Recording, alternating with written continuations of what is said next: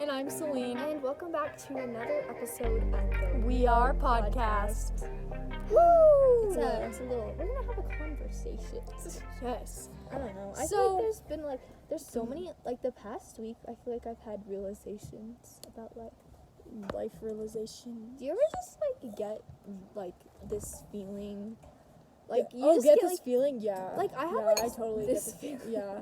Oh yeah. I'm so descriptive. You ever just get this feeling? No, but I'm not it's this weird sensation. It's just almost nostalgia, but it's you feel it's the point where you realize that the world is bigger than you. Yeah, and it's I know what you're talking about. Yeah, it's just you realize you're so involved in your own life most of the time that you don't understand the big meaning of life, and then there's moments where you get glimpses of it almost, and it makes you. Or you don't understand the complexity yet. Yeah, I see what you're saying. And you're unraveling parts of the complexity as the days go on. Yeah.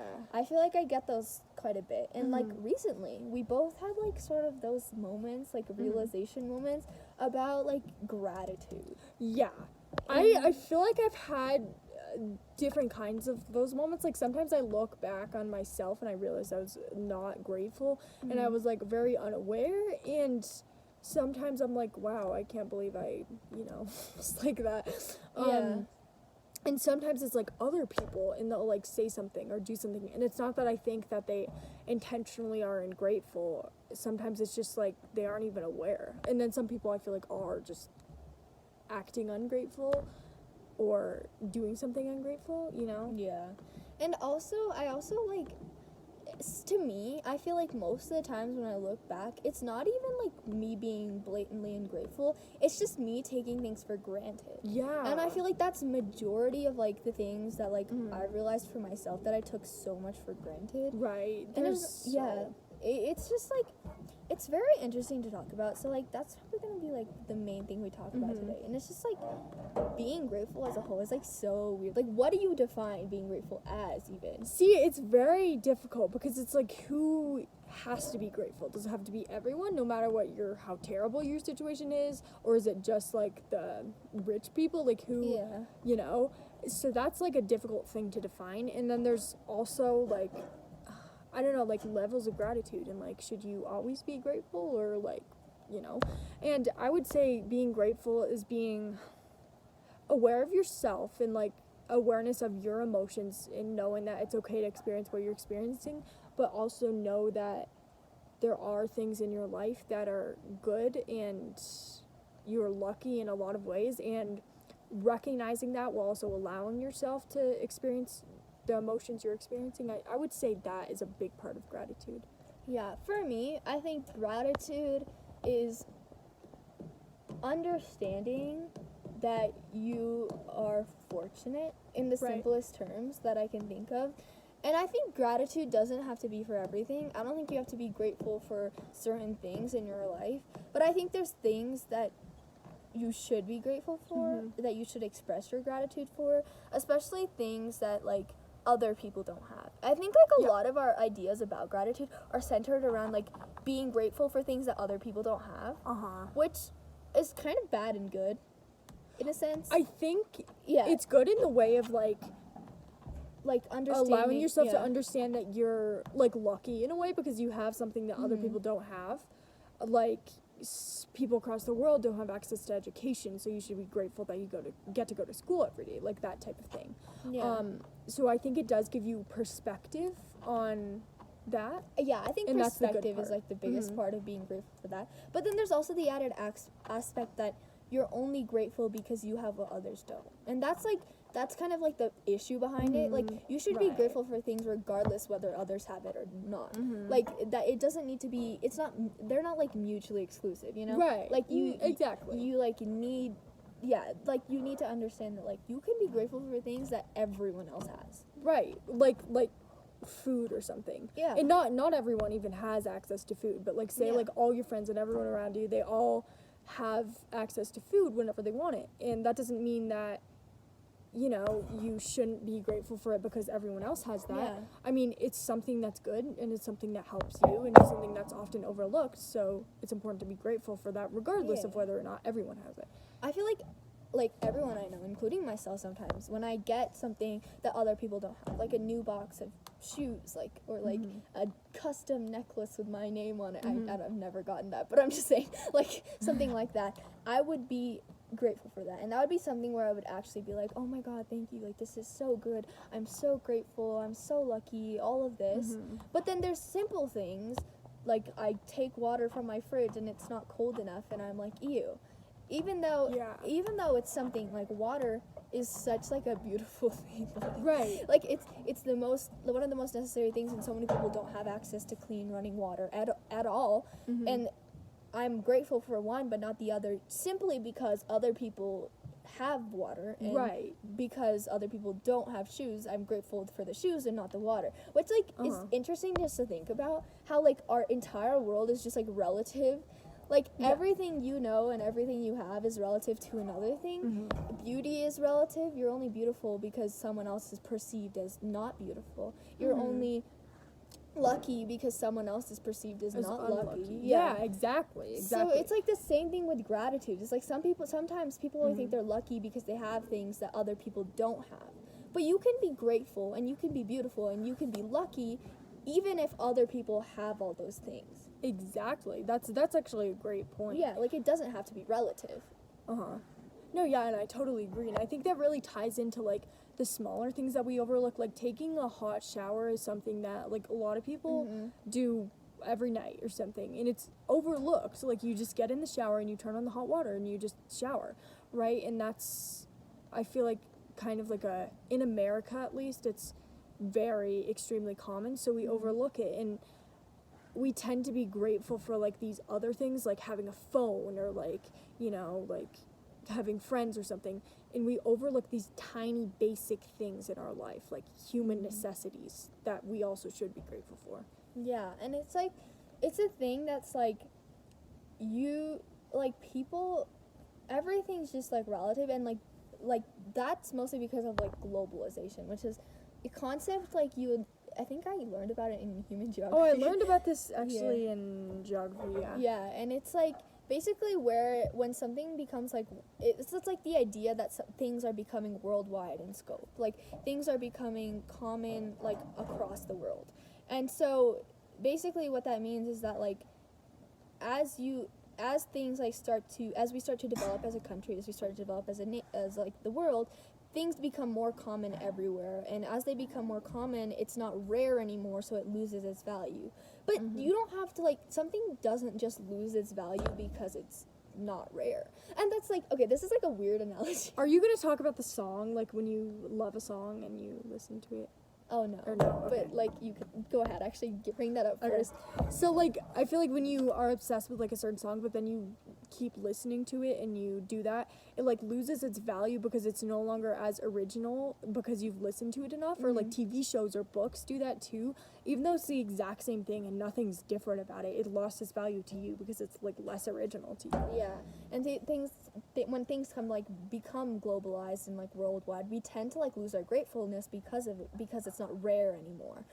Yeah. And, like, I was going to talk about this analogy. It's kind of like, this is a weird analogy. It's Is this the lollipop analogy? I'm going to talk about eye color. Okay, I thought you were going to do it. Remember that lollipop analogy? Honestly, I love that analogy. That probably ties into everything. Yeah, honestly, okay. But basically, it's the idea that, like, you know, colored eyes are beautiful. Like, blue eyes are beautiful, green eyes are beautiful, gray eyes are beautiful, even hazel eyes are beautiful, but brown eyes are just okay. And I think, like, I actually, like, genuinely think that's because brown eyes are so common that people think that it's not something to be grateful for, it's not something that you consider typically beautiful because it's so common and everyone has it. And that's, like, the only reason. If brown eyes were the minority and everyone else had blue eyes, then brown eyes would be considered the minority just because they're rare. So it's just a relative thing. Like, brown eyes are only, like, average because blue eyes and green eyes are so much less common, and so people think rarity is beautiful. And so when something becomes so, like, common, globalized, whatever whatever you want to call it, it loses its value. And that's like why we tend to be less grateful for things. Even though there's something to be grateful for, we're not grateful for them because they're so common. Oh yeah, I totally agree. Actually, Yeah. that's a great point that I didn't even like think of before. Yeah. It's definitely true. Like as things start to become more widespread in countries around the world, get more developed and have access to these things, then suddenly it's like, oh well, everyone has this, so I don't have to be grateful because I'm not like luckier than them or something. Yeah. But like imagine if everyone in the world was like middle class, you know, they had a house, they had money for food, you know, they were totally fine, you know, like hot water, all this stuff. Then like you should still have that capacity to be grateful, but I feel like that would be diminished so much because there's no use in it unless someone has it worse. Unless someone has it worse. Yeah. And that's I think that's like the biggest thing about gratefulness and why people aren't grateful enough is because they don't realize that you don't have to have something better than someone to be grateful for it. And I have to remind myself of that too a lot of the time, you know? Sometimes I, you know, behave and like act bratty about things because they're things that like I think are just common, but in reality, even if they are common, I still have them and I'm still lucky to have them. Right, So, exactly. And it is also important to put some perspective out there too and think about other people who do have less, because I think that's a motivation to feel the gratefulness. If you think of other situations, and that does always motivate me to like feel more grateful thinking that way, but Ahana does definitely have a point that like you shouldn't need that to feel gratitude. Yeah, and learning to feel gratitude without that is like something that you might take time to do, but it's like one of the most ultimately grateful things. Yeah. And we'll talk about like more like about why gratitude's important in the second half, but like that being said, do you have any ending comments for the first? I think that's it. I think we can move on to the second half and we'll talk more about it. All right, stay tuned. All right, bye.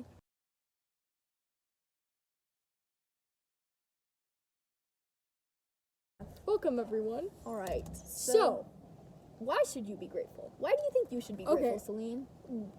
That's an interesting question because there are like so many answers I feel like I can spout out. Like the whole, it's better for your mental health and all that stuff, you know. But I feel like I don't. Who cares about? No, I'm just screw mental health. No, joking. I feel like the main reason is because gratitude allows you to do stuff. Like it empowers you to actually take action because I think awareness and gratitude along with like the urge to do something, all three of them combine to create this like potion No, but seriously though, that makes sense. It's like those are the ingredients for change, you know? Oh my God. I like that. We should start a second podcast and call it like Ingredients for Change. Ingredients for change.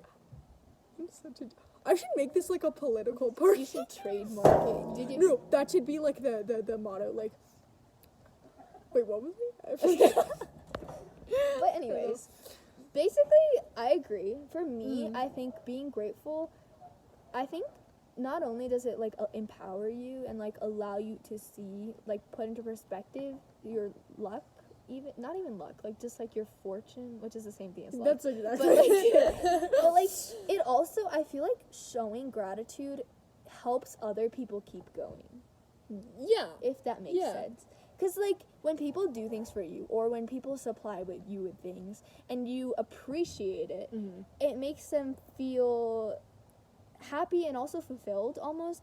So it allows them to keep doing what they're doing. And this, like, doesn't go for things, like, appreciating, like, water and stuff. Oh, I know what you're saying, though. Yeah, Because, like, if I do something, and someone, like, actually says, like, thank you, that makes me feel better. It makes me want to continue doing that rather than if they just like didn't care, you know? Yeah. And it's the same thing with like doing something. Like if you volunteer at a soup kitchen and you're able to feed someone who's starving, you would be like, I want to keep doing this. This is so good. Like it makes me feel like I have a purpose. Exactly. Whereas if you went to soup kitchen and no one showed up, you're gonna be like, I'm never coming here again. Oh, exactly. Yeah. Because it's like if people are receiving it and you can see the impact it has on them, like whether it be through just a thank you or like be seeing them like eating or something for the first time in a while, like that allows you to be aware that you're actually making a difference. Whereas if you're just, you know, doing it and there are no signals being sent, like no no one's receiving it, then it just feels like it's all for nothing and you're not doing anything, you know? Yeah, and I also feel like there's different types of gratitude, which I feel I agree. I think there's gratitude for things that you were born with, like you could be grateful for things that aren't given to you, just things that you have automatically, and then there's gratefulness for acts of service that people do to you. Mm-hmm. And then there's also gratefulness for, like, life, like, for being alive, too. I think that's, like, the most, you know, widespread one, just, like, being on this planet. And maybe you're not, you know, maybe you're struggling or something, but just, like, having that ability to, like, And also, like, I feel like there's one of the biggest questions I think people think about is, like, what is the purpose of life?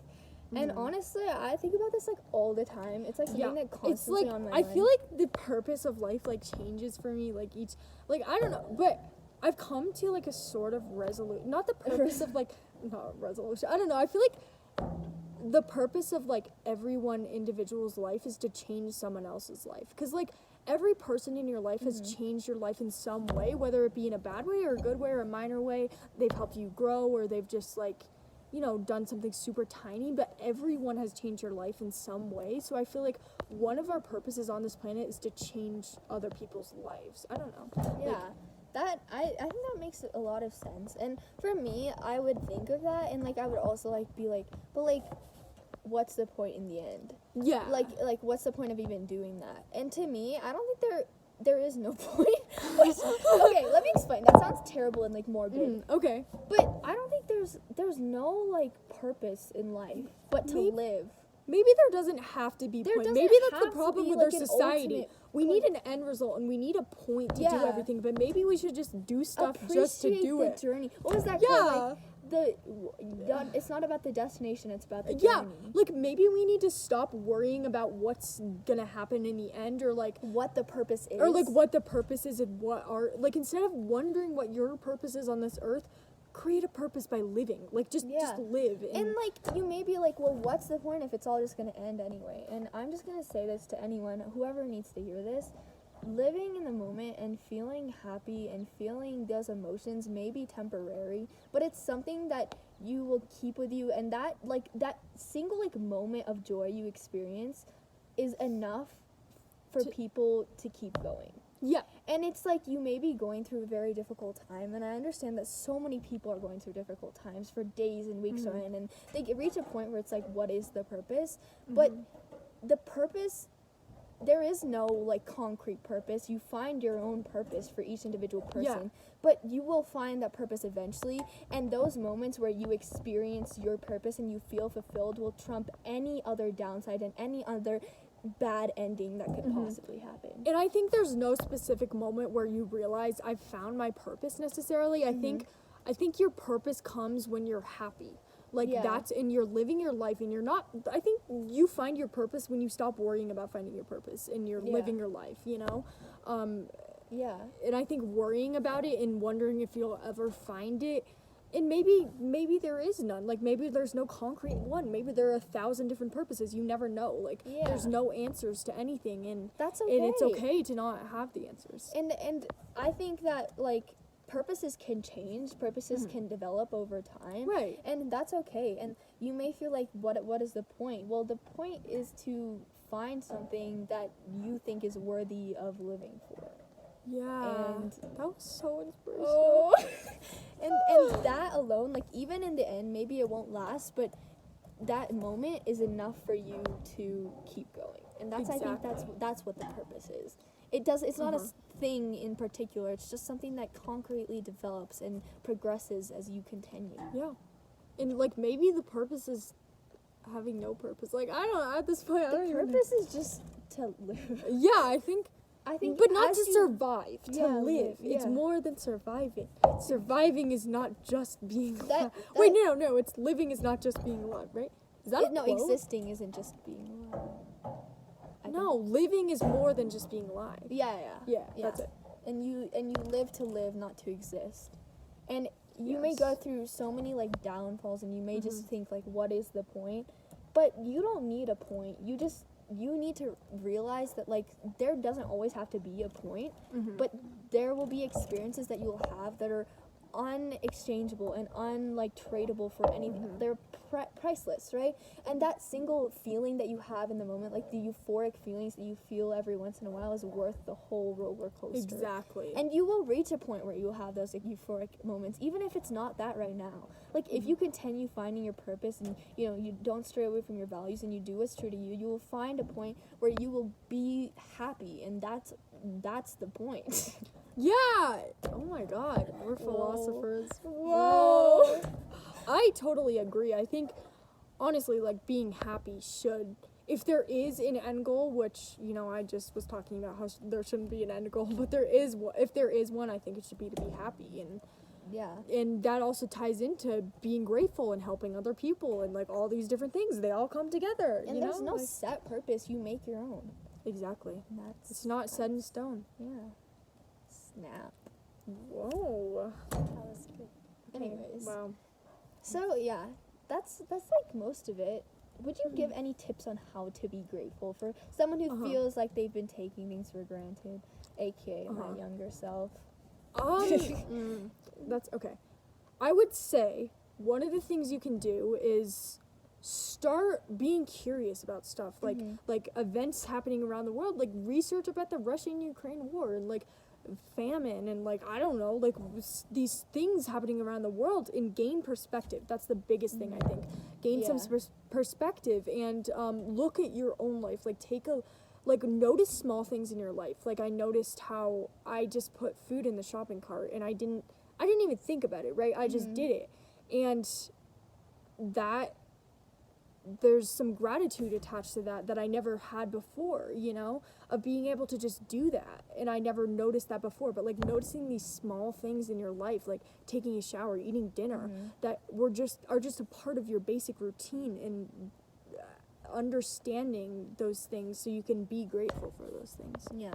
And part of being grateful is like understanding that like you may not know your purpose yet, but like making the people around you happy and that makes yourself happy, and giving also other people purpose gives you purpose. Yeah, and also being happy, like trying to make yourself happy too, because while it's important to make other people happy, you shouldn't like deprive yourself. No, but I know, I'm just saying like people that I know love, what you're saying. it makes you happy in return. Yeah, I know what you're saying. Like that type of thing. And of course that's not always the case, but like I think that's important to like realize that you could be sad about situations, but there's like moments that will make it worth it in the end, and those moments will come, and that's like what will keep you going. And when you're in that moment, just realizing that like this is it, this is the moment, that will help you like realize that this is what I came for, like this is why I went through all the struggles, and this is like what I'm grateful for. So I think that's it. All right. That was it. Signing off, philosophers, Celine and Ahana. Right. What can I say? We're people of many talents. Some more philosophy like us. Follow the podcast. Check out our social media at weare_youth.org. And by the way, we're grateful for all you listeners out there. The one that there is, we're still grateful for it. Yeah, I mean, even if it's not like we don't have a lot of listeners, but we keep going because we know that maybe there's someone out there who will be helped by that, and that's good enough for us. Yeah, as long as it's one person, and just the opportunity, just the chance that a person could listen. I'm grateful for the opportunity to even do this. Exactly. To have a phone, to have a microphone. Yeah. Thank you. Thank you. Catch you next week. Stay tuned. Bye.